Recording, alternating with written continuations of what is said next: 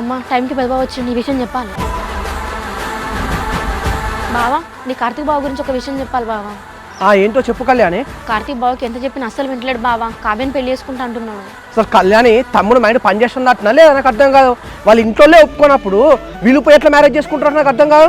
అదే బావా ఎంత చెప్పినా కార్తీక్ బావ అస్సలు వినట్లేదు. అవునా కళ్యాణి, తమ్ముడు ఇంట్లోంటే ఎవరు రమ్మాను ఇలా మాట్లాడదాం, అసలు వాడు ఏమనుకుంటా నాకు అర్థం కాదు. కార్తీక్ బావ ఇంట్లో లేడు బావా. ఎంత చెప్పినా వినకుండా కావ్యం తీసుకుని వెళ్ళిపోయింది పెళ్లి చేసుకుంటా అని. ఏంటి కళ్యాణి ఏం మాట్లాడతాను? తమ్ముడు అమ్మాయిని మ్యారేజ్ చేసుకున్నామని వెళ్ళిండా? అమ్మ తోడు వాళ్ళ అన్నకు వెళ్తే ఊకుంటాడా చెప్పు? ఊర్లో మన పరువు ఉంటుందా ఇక? అదే బావా నేను నిన్ననే కార్తీక్ బావకి అన్నీ చెప్పిన, విన్నట్టే విన్నాడు. ఇవాళ వెళ్ళిపోయిండట.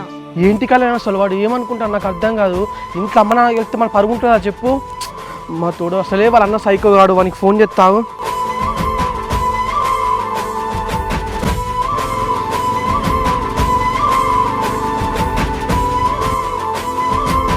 ఏంటి కళ్యాణి తమ్ముడు ఫోన్ ఎత్తలేడు?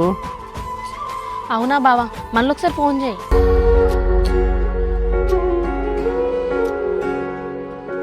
సరే అన్న, నేను రేపు వచ్చి కలుతా మరి. అమ్మా ఏం కర్రీ అనే? కాకరకాయ అన్న బిడ్డ వేసుకురా నా తింటావా? తింటా కానీ చెల్లి ఏం చేస్తుంది?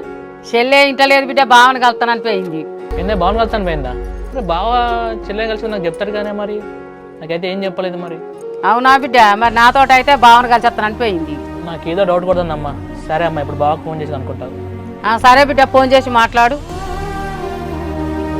ప్రేమ కొరకు ప్రేమగా జన్మించి కలిసుండటమే ప్రేమ.